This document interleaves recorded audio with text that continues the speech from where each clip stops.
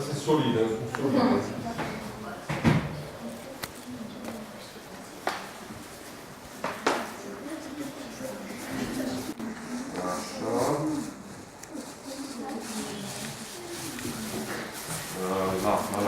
În fiecare țară unde am fost, în fiecare școală unde am fost, am împărțit pământul cu copiii. Ne-au dat pământ din Grecia, din Albania, din Franța, din Georgia. Și tot ce vedeți aici e pământ din toată lumea, practic, de pe cele 5 continente. Din Canada, din Brazilia și Guiana franceză, din Camerun, din Australia și din Europa. Și din Turcia. Da.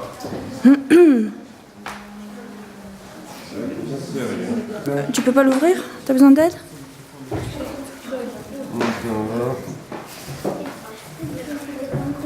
Cum îi spui asta?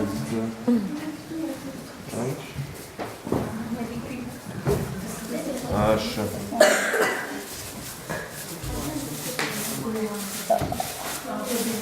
Așa. Okay. Nu știu de ce e mai clar aici. Poate e mai pământ de Africa, e roșu. Da, Pământ de altă Africa culoare. și pământ de Guiana din America Sud. Așa. Și... Așa este de rășunare. Ha, pământ de rășunare. E neagră. Ai. Alors, attends, il faut... Ah oui, t'es ok. Oui, ok. Alors, peut-être un enfant. Da. Cine vrea să schimb pământ? Cine vrea să vină?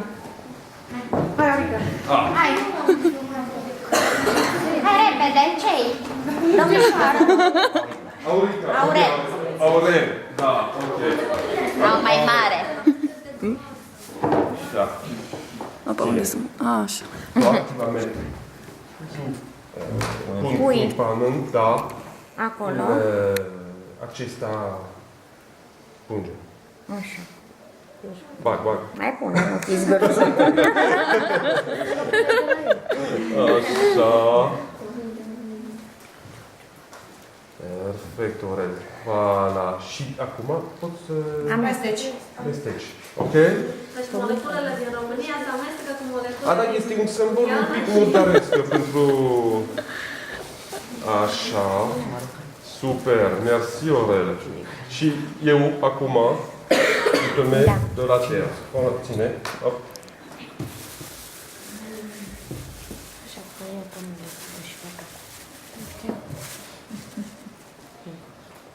Voilà. Schimbăm pământ Unde să stau? din lume pentru pământ din rașinare. Așa. Ține un pic mai sus. Da? Așa. Și eu fac așa. Wow. Asta e un semn de respect între cultura voastră și cultura noastră, cultura din lume și semn de pace între oameni. Da. Merci, Aurel. Mulțumim frumos.